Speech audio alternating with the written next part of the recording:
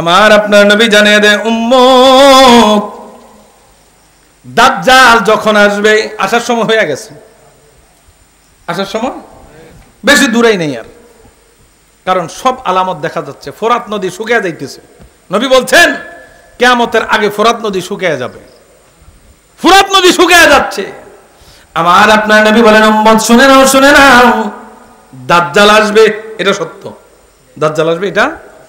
আমার নবী কয় উম্মত, উম্মত রে শুনে নাও, শুনে নাও, ইমানদারের পরিচয় তখন মিলে যাবে।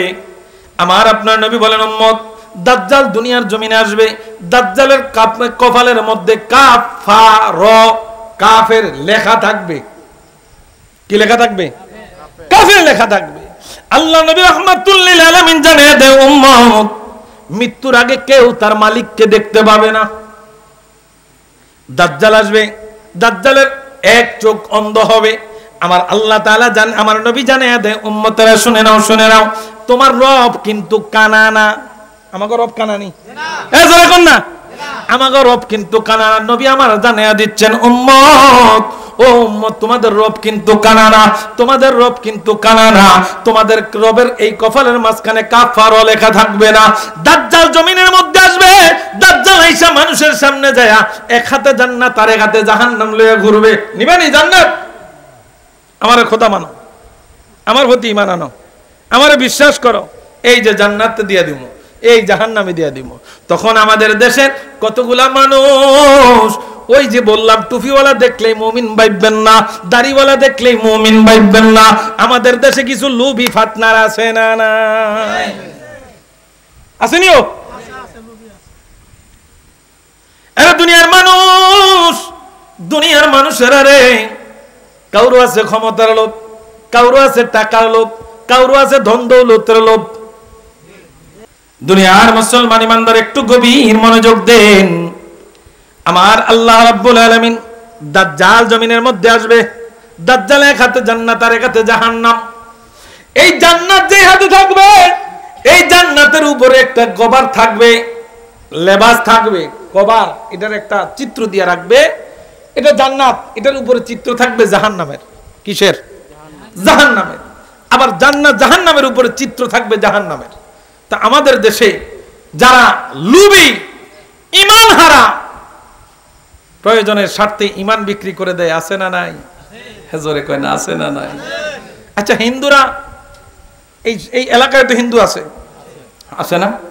হিন্দুরা কি আমার খোদার পূজা করে না মূর্তি পূজা করে? বাবা কথা কয় না, কিসের পূজা? মূর্তি পূজা। এখন আমাদের দেশে একদল আছে মন্দির পাহারাদার, টুপিওয়ালা, দাড়িওয়ালা, পাঞ্জাবিওয়ালা। কথা কি বুঝাইতে পারতেছি? আমার ঘরে মাজার পূজারি কয়ে বলায়, কি কয়? আমরা বলে মাজার পূজারি। এখন আমার ঘরে মাজার পূজারি কয়ে হেতারা মন্দির পাহারা দেয়, ওইখানে যায় গীত গায়। কথা কি বুঝেন না আমার? কি রে ভাই, আল্লাহ রাব্বুল আলামিন তার হাবিব জানিয়ে দিচ্ছেন, আল মুসলিমু আখুল মুসলিম, এক মুসলমান আরেক মুসলমানের ভাই। এটা কি অবিশ্বাস করতে পারবেন? জোরে কয় না। এখন আমাদের দেশে প্রচলন হয়ে গেছে আল মুসলিমু আখুল হিন্দু, হিন্দু মুসলমান ভাই ভাই। নাউজুবিল্লাহ থাক। হিন্দু মুসলমান ভাই ভাই। মুশরিকরা কোনোদিন মুসলমানের বন্ধু হতে পারে? জোরে কয় না, পারে?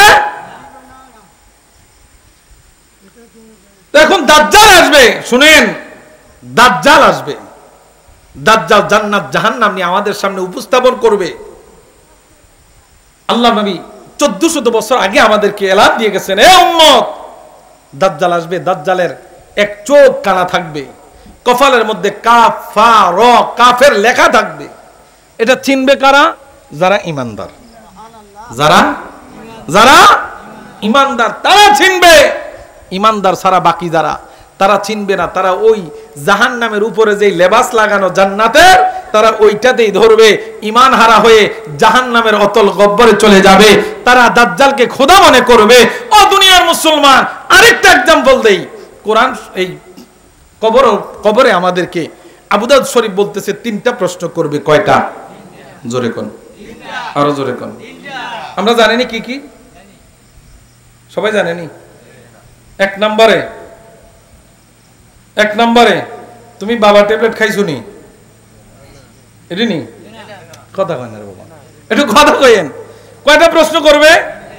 তিনটা প্রশ্ন করবে। এক নম্বর, মান রব্বুকা, তোমার রব কে? জোরে কোন, আরো জোরে, আরো জোরে।